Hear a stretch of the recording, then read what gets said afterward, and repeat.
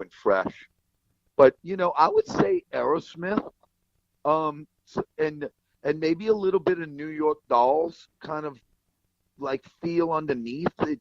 It's streety, kind of feel on like Round Go Merry. This song's just, it's like Aerosmith meets, Stone Temple Pilots. Hmm. Yeah, so I'd say Velvet Revolver, Stone Temple Pilots. Um, those elements, and then with like you said, Cheap Trick, and Aerosmith, those bands right there. I think we have a little element of all of that in us. And then really us, ERK, Electric Radio Kings. And of course, also all the combination like Foo Fighters and also like, the Who has some influence. And of course, what are the combinations, you could combine and make people think, hey, this sounds like so-and-so and other different combination. You're come up with some great combinations here. Yeah, well, I'll tell you, it's funny you say that because the song Grabbing at a Distant Star, I was kind of feeling like when I was writing that, like a Foo Fighters kind of feel on it. It's got a little bit more driving Foo Fighters sound. And then when you get to like Round Go Merry, that one's totally got a Stone Temple meets Aerosmith feel. And then Sympathy's like Guns N' Roses kind of feel. They really all have little elements, but they all seem to work real well together. And then Back to Black, that was such a chore. I mean, we took a song that no one ever could have thought that somebody could have done a rock version. And I tell you what, I spent a long time perfecting the vocals for that with Mike. I think we did over 100 takes. Wow. Back to Black. And you say there was a rendition of Back to Black, and, tell us why you chose Back to Black and maybe a little history behind the original song. Okay, so I'm a big Lady Gaga, Amy Winehouse. I like singers, people that other singers really gravitate to. And look, don't get me wrong, I'm huge on Freddie Mercury, Paul Rogers, Rod Stewart, Steve Marriott, all those guys, Robert Plant. There's always have been an influence on me. There's a guy right now, and I'm in love with his vocals, is Jay Buchanan from Rival Sons. Those are all just top-notch singers. But my favorite singer is actually Jackie Wilson from back, like Lonely Teardrops, Reed Petite, To Be Loved. Right, from the Motown days, right. Oh, yeah, and I'm a huge soul fanatic. So what happened was, I'm not just listening to rock on my time away from, from the band.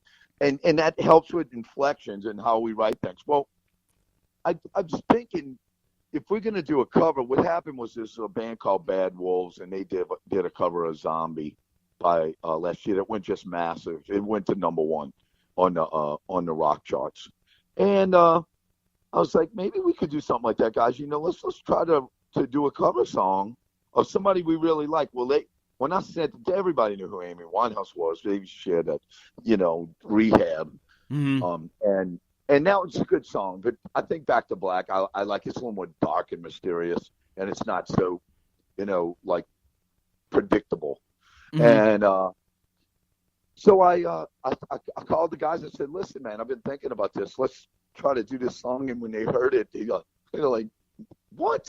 Well, they liked the idea, but when you try, it's like a bicycle for the first time with no training wheels. It was so they called me from the studio. They're like, well, Stacey got a little frustrated. He's like, man, I just don't see this working.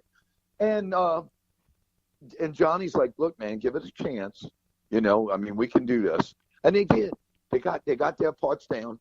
And then Mike flew out to New Orleans because they got a guy I work with out here in the studio, and it just worked out great to do all the vocals. So we got it done. That is amazing. And of course, Back to Black debuted at number 87, then it went to number 35, and last we saw before we spoke, it was at number 28. And where's it currently standing right now? Well, on the it's because then we're not really pushing the song too much anymore, getting ready for another single.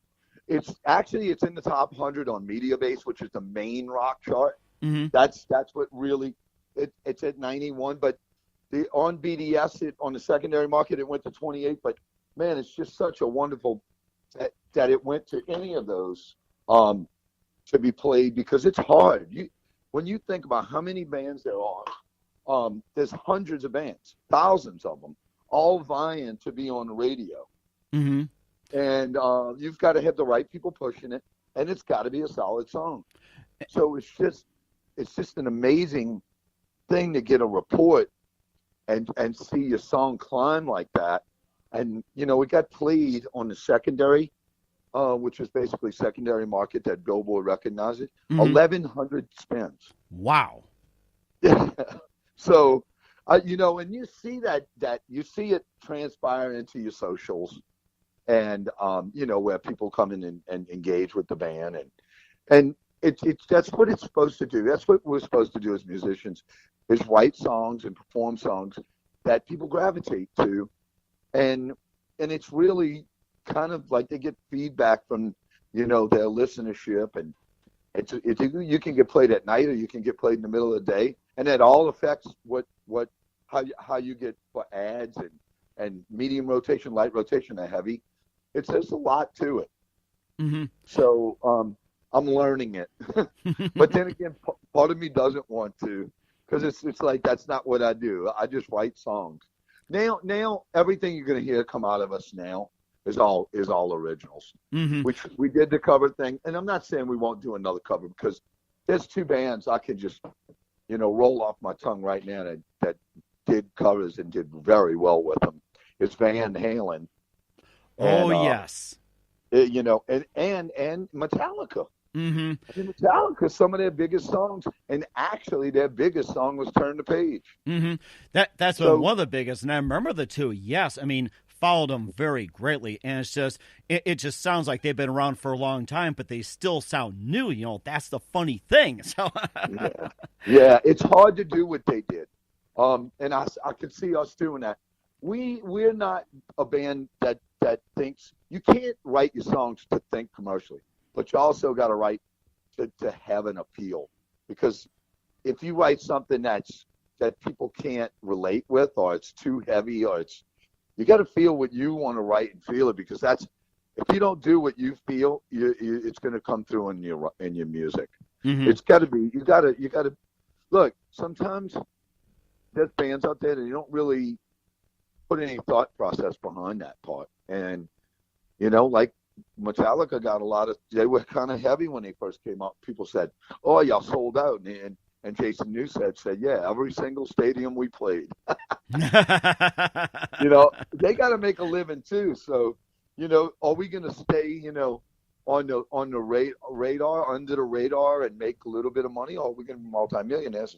I can tell you, they're multimillionaires. Mm-hmm. They're them and Guns N' Roses. So yeah, we always have aspirations. If realism sets in, but I set my sights high. I mean, we got a great album, but we didn't get a great album from just all of us. You know, Mike Gillies was amazing on it, you know, and the time that all of us put into it. But it's because there's a lot of really good songs on it. Mm-hmm. You can almost take every one of those songs and put them on the radio, and that's rare. I mean, it's very rare to do that. And of course, with radio these days, where it's like, you know, everything, the way the iHeartMedia platform is, Pandora, and everything else. And, we'll get to that. We'll talk about your upcoming singles well, too, and more from your Purrr release. You listen to The Mike Wagner Show at themikewagnershow.com, powered by Sonic Web Studios. Visit online at sonicwebstudios.com for all your needs. Looking for a professional website without breaking your budget? Sonic Web Studios is the answer. Sonic Web Studios offers fast, affordable custom web designs that blow the competition away. Call today at 1-800-303-3960. That's 1-800-303-3960. Or email to support@sonicwebstudios.com.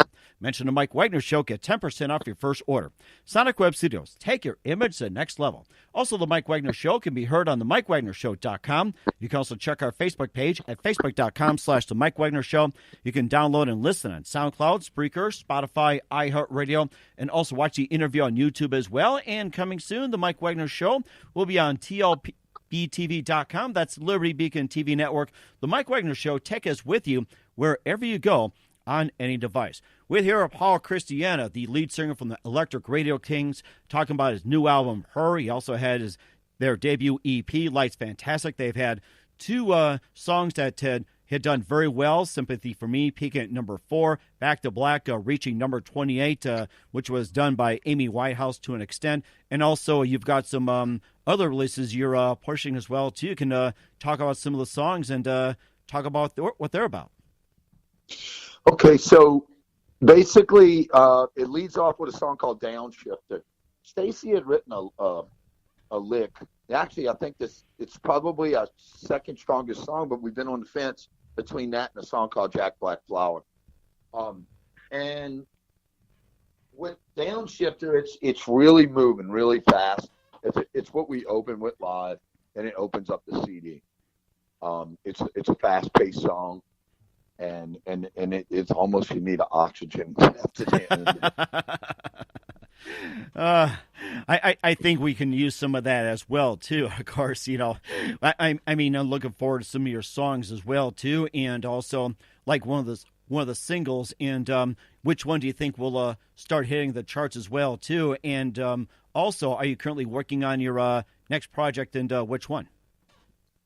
Okay, so I've already written new songs to follow up this album. I see that potentially happening probably in September, October. And right now what we're doing is trying to work in the singles. Our radio people think, probably wouldn't drop anything until like July or August and kind of ride this out a little bit. Back to Black, officially did 8 weeks. And today is actually, it's Death Day, but they're still playing it. It's just not being tracked as much by our promo people, and it's going to actually still be, current. It's on a couple major stations, but it's not on 25 majors. It's on a few of them, but it's getting some decent spins in light rotation, and I'm happy with it. I mean, all you have to do is get 10 to 12 media-based spins, that media-based reporting spins, and you're in the top 100. Mm-hmm. It's amazing. That's how much weight those stations carry. You can get them to spin you. So, I've learned it. I know what we need to do, and we've, from Sympathy to now, we've totally gained more respect from the radio community. Mm-hmm. It sounds amazing as well, too. And, of course, there's a talk of a tour as well, too. And where will you be touring? Where will people see you? Well, I think what we'll do is we've got it. Our next date that's solidified right now is June 28th in Salt Lake City at a place called Liquid Joe's. And then we're going to we might follow that up with a couple of dates like Ogden and maybe try to do Phoenix.